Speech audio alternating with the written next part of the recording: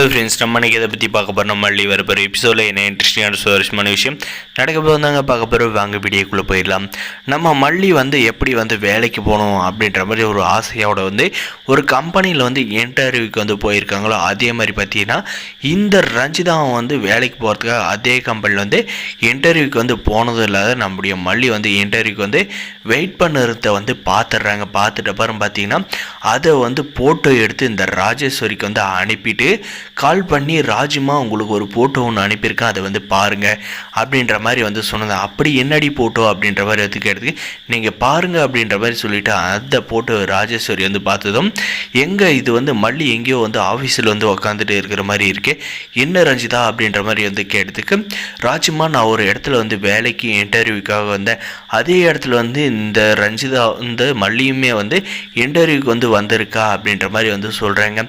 என்னடி சொல்கிற, அவளுக்கு யார் எவ்வளோ பெரிய ஆஃபீஸில் வேலை தர போகிறாங்க அப்படின்ற மாதிரி கேட்டு தெரியல ராஜம்மா, அவள் இருக்கிறா அப்படின்ற மாதிரி சொன்னது. பார்த்தீங்கன்னா ரஞ்சிதா உனக்கு முக்கியமான வேலை சொல்கிறேன், கண்டிப்பாக அந்த இடத்துல இந்த மல்லிக்கு வேலையே கிடைக்கக்கூடாது அப்படின்ற மாதிரி சொல்கிறாங்க. அதுக்கு இந்த ரஞ்சிதா பார்த்திங்கன்னா கண்டிப்பாக ராஜ்யமாக அவளுக்கு வேலை கிடைக்காத மாதிரி நான் பண்ணுறேன்னா இல்லையா பாருங்கள் அப்படின்ற மாதிரி சொல்கிறாங்க. நீ சொல்லாத, முதல்ல செஞ்சு காட்டு அப்படின்ற மாதிரி ராஜு சொல்கிறாங்க. சொல்லிட்ட அப்புறம் பார்த்திங்கன்னா இந்த ரஞ்சிதா நம்முடைய மல்லிகைக்கு எப்படி வேலை கிடைக்க விடாது பண்ண போகிறாளோ அப்படின்றதாங்க வரப்போகிற எபிசோடில் இன்ட்ரெஸ்டிங்காகவும் சுவாரஸ்யமாக கொண்டு போகிறேங்க. இந்த வீடியோ பிடிச்சிருந்தா லைக் பண்ணுங்கள், மறக்காம சப்ஸ்கிரைப் பண்ணி வச்சுக்கோங்க. இதுக்கப்புறம் பார்த்திங்கன்னா நம்முடைய மல்லிக்கு ரெக்கமெண்டேஷன் பண்ணாங்க பார்த்தீங்களா, அவங்க நம்முடைய மல்லியை பார்த்திங்கன்னா வெயிட்டிங் ஹாலில் கூட்டிகிட்டு அவங்களுடைய பாஸோட ரூமுக்கு போகிறாங்க. அந்த இடத்துல நம்முடைய மல்லியை விட்டுட்டு, சார் இவங்க தான் நான் சொன்னவங்க அப்படின்ற மாதிரி சொல்லிட்டு கிளம்பிடுறாங்க. கிளம்பிட்ட அப்புறம் பார்த்திங்கன்னா அவர் நம்முடைய மல்லியை இன்டர்வியூ பண்ணுறாரு. இன்டர்வியூ பண்ணது எல்லாமே பார்த்தீங்கன்னா ஓகே அப்படின்ற மாதிரி தான் சொல்கிறாங்க, உங்களுக்கு வேலை கன்ஃபார்ம் அப்படின்ற மாதிரி.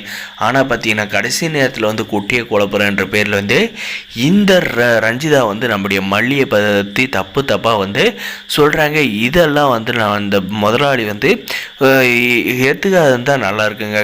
ஆனால் இவங்க சொல்கிறதால தான் உண்மையாக இருக்குமோ அப்படின்ற மாதிரி ஏற்றுக்கிட்டாருன்னா கண்டிப்பாக நம்முடைய மல்லிக்கு வேலை கிடைக்காது. அதனால் புரோஜனம் பார்த்திங்கன்னா என்னன்னு பார்த்தீங்கன்னா இந்த ராஜேஸ்வரி இந்த ரஞ்சிதா நினச்சதை நிறைவேற்றிட்டோம், இந்த மல்லிக்கு வேலை கிடைக்காது, நமக்கு ரொம்ப சந்தோஷமாக இருக்குது அப்படின்ற மாதிரி இருப்பாங்க.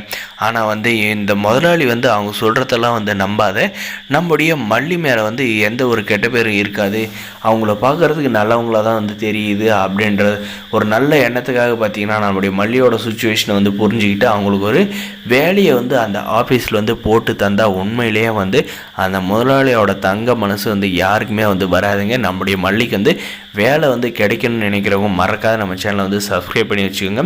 வேலை மட்டும் கிடைச்சிருச்சான்னு கண்டிப்பாக இந்த ரஞ்சிதாவுக்கும் இந்த ராஜேஸ்வரிக்கு சரியான பதிலடியாக இருக்குங்க.